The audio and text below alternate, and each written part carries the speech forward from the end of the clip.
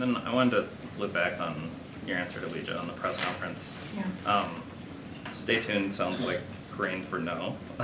Wait, say that one more time. I said stay tuned sounded like Korean for no. So You said Korean for no?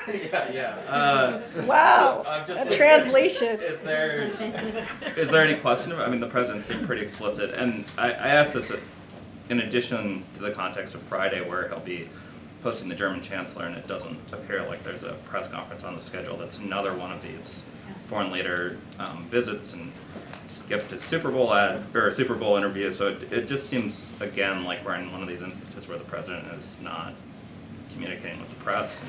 I mean, look, seriously, stay tuned. that is the answer for you.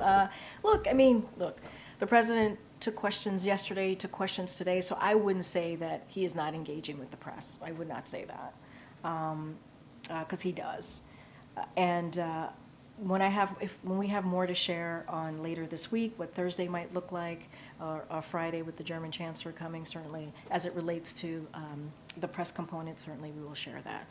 It really truly is stay tuned. I guess the criticism, and you look not only on engagements, which now the president tracks his predecessor in terms of that, but interviews where it's half of most of his recent predecessors at this point in his term. Interviews where it's less than half. Can you kind of flesh out? I mean, there's no kind of denying this strategy and what you're. So look, I'm not going to stand here and deny the numbers.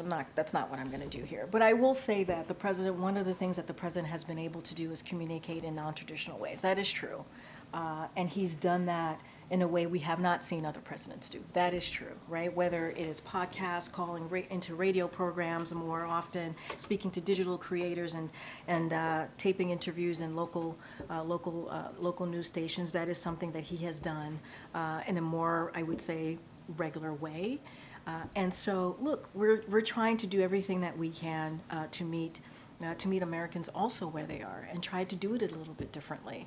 Doesn't mean we're not going to sit down and do interviews, right? Which doesn't mean we're not going to sit down and do networks interviews. We are going to do that. We've done them recently, whether it's David Muir or Fareed Zakaria or Scott Pelley and many others. We have been able to have some of those sit-down interviews, and we'll certainly continue to do that when we feel the time is right. But the other hand of this, too, is we have found some non-traditional ways as well to communicate with the American people.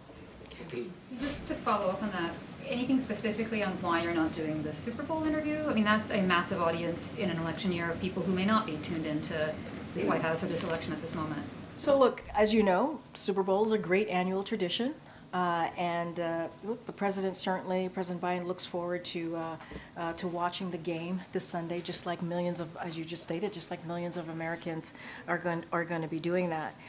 And look, we hope that the viewers who tuned in, we know that the viewers who tuned in, they tune in to watch the game, right? And so obviously, that is. That is just a fact. They want to see the game. They want to see their favorite team. They want to see a halftime show. That is what it's that type of tradition. The president will find many other ways to communicate with Americans, the millions of Americans out there, and we will find those ways to do it where we think the time is right.